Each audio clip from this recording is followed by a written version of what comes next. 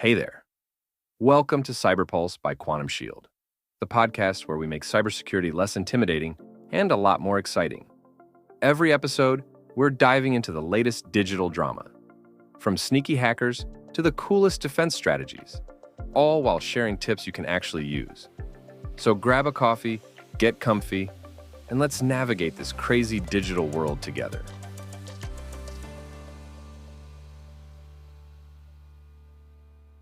Hey everyone, welcome back. Ready to dive into a topic that's, well, a little on the dark side. The dark side of the digital world, that is. Exactly. We're talking network threats today.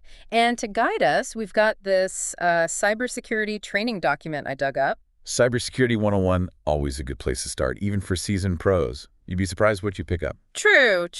So the mission today is to arm ourselves with, let's call it battlefield intel, just enough to sound dangerous at a cybersecurity cocktail party. Love it. And this training manual doesn't mess around. It dives right into malware, which is basically like the common cold of the internet. Everyone's got a story. Huh. Except instead of a stuffy nose, you get your system hijacked. The document actually defines it as any software designed to, well, cause trouble. Think data breaches, system crashes, the whole 9 yards. But they break it down into these key culprits: viruses, worms, trojans, ransomware, spyware. Okay, that's a lot of bad guys. And I'm already lost. Let's unpack that a bit. Right. So think viruses like, remember a few years back when that one spread through email attachments like wildfire, brought down entire companies. Yeah, not a good look. Exactly. Then you've got worms, which are sneaky little devils. They replicate themselves to spread through a network. No need to click on anything. So you're saying they just slither in? Pretty much. Ah. Then there's the Trojan horse, disguised as something legit but hiding a nasty surprise, like that free software download app. Well, let's just say you get more than you bargained for. And ransomware, that's the one that really gives me the chills. It's like digital extortion, right? Exactly. It holds your data hostage until you pay up. Yeah. This training document actually had a chilling example of a hospital that got hit. They had to shut down their entire system, cost them a fortune, and put lives at risk. Okay, that's terrifying. And then there's spyware, silently stealing your information. Exactly. Passwords, credit card details, you name it. Like someone's always watching over your shoulder online. Creepy. All right, so malware is scary, but this training manual also talks about something called unauthorized access.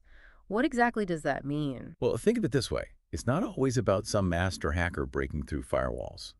Sometimes it's as simple as someone, using a really obvious password. Yeah. Or a system update that wasn't installed. This document actually highlighted how common that is: simple human error. Wait, really? That's reassuring, I guess. Oh, not exactly, because the consequences are still the same: data breaches, compromised systems, the whole shebang.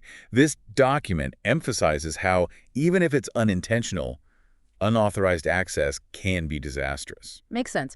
Okay, so we've covered malware, unauthorized access, and next up is this thing called network sniffing. Sounds kind of that invasive. It is. Imagine someone listening in on your every online move, reading your emails, snagging your password. Wait, hold on. How is that even possible? Well, picture it like this. You're sending a postcard, right? Anyone can read it along the way. It's the same with data packets traveling online, especially on public Wi-Fi. Someone could be lurking, just waiting to snatch those packets. The training mentions man-in-the-middle attacks as a prime example. Man in the middle, huh? That sounds ominous. It is. It's like someone intercepting your mail, making you think you're talking directly to your bank or whatever, when really they're the ones in control, stealing your information. So how do they pull that off? It's pretty technical, but this training mentions things like ARP and DNS spoofing. It's basically like redirecting your mail without you knowing it. You think you're sending a letter to Main Street, but it ends up on Elm Street instead. And in this case, Elm Street is run by cybercriminals. Okay, noted. So last but not least, let's talk about DOS attacks. What's the deal with those? Imagine a digital protest, but instead of picket signs, they're using an army of bots to flood a website with traffic. So like a digital traffic jam. Exactly. Except this traffic jam can crash a website, disrupt online services, even take down entire networks.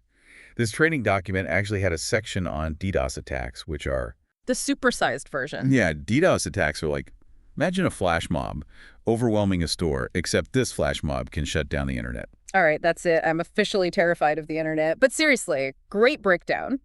So we've got malware trying to sneak in, unauthorized access exploiting our weaknesses, sniffers lurking in the shadows, and DOS attacks creating digital mayhem.